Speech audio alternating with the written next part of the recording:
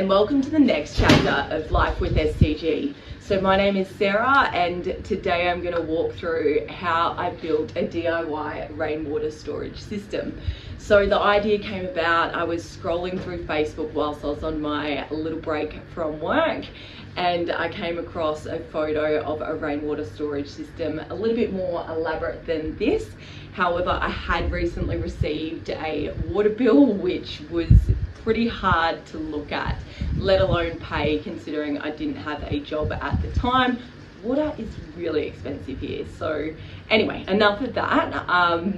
So I jumped onto YouTube, as I do, found a lot more ideas, and really needed to think about it because I obviously don't have a lot of space to work with, as you can see. Anyway, I found some ideas. I sort of started putting this together in my head, and I sort of came up with going for this design. I did end up recruiting my dad again because yeah, plumbing and things like that was something that I hadn't actually done before, and teamwork makes the dream work. So there is a few things still wrong with it. I may have forgotten to put an overflow on it, but we did get through winter. I obviously had to put a bucket down. There was a lot of flooding sometimes. Didn't realise how long, how fast it would actually take to fill up. So it is 660 litres, so pretty much as soon as it rained it would fill up again. So anyway, let's get cracking. Alright, so first up, I forgot to film it, but I did put down some limestone cinder blocky sort of things. Got them from a landscaping store. I think I paid about $100. I think there's 12 there, 6 and 6. Can't really remember, but anyway, then I'm going on and I'm making a bit of another support sort of frame thing that I anchor into the wall. Obviously, there was going to be 3 barrels full of water, so they hold about 220 litres each, which that's about 220 kilos each. So I was trying to just reinforce stuff as much as possible. Then this is where I start realising that I got some things wrong because I've, tested the first barrel and start realising that I probably should have made it a little bit wider. I don't really know.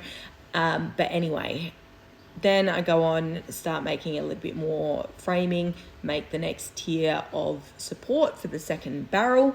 And this is when I had to get Dad involved because my measurements were obviously off and I needed him to help me fix it. Okay, so Dad obviously gets involved and fixes up a bit of my errors, adds a little bit more bracing because that's what he needed according to him. And then after that, there was obviously plumbing and things like that needed to be done. I don't seem to have any footage of that, but Dad did most of that anyway, so I won't take credit for it. And let's have a look of our first rain. All right, so here we've got what we call a rain cloud in the sky. That's my roof and gutter system. Here bit of lightning.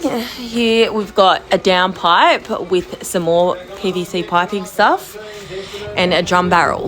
The rain will fall onto my roof, down into the first barrel. When that one fills up enough, it'll then go into this bad boy and then down into this bad boy.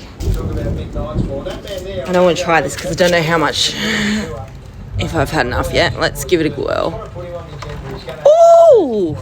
See? Okay, might need to wait for it to fill a little bit more. But it's working! I'm so happy. Alright, so as you can see, I am pretty stoked about the fact that I got some water. It worked. Happy days. I got about 9 litres off the first rain of the season, which, doesn't sound like a lot, but we had pretty much no rain for about 6 months at that point in time, so anything was welcome. After that, I do realise it's a bit of an eyesore because it doesn't match the aesthetics and theme of my backyard. So how do we fix that? We add some colour. Get out the spray paint, and I just went wild. Didn't really know where I was going at the time, just cracked on with it, and then in the end had a bit of a theme going, had some little bit of a land, insects, beetles, things like that on the bottom. Then we've got the bees in the middle, and then it's birds on top, which haven't been completed yet because it did start raining quite heavily after that and hadn't really stopped because we were going into winter. That's when I realised that I made a crucial error of not putting in the overflow. We'll get to that someday. All right, and that, my friends, is why you should wear protection.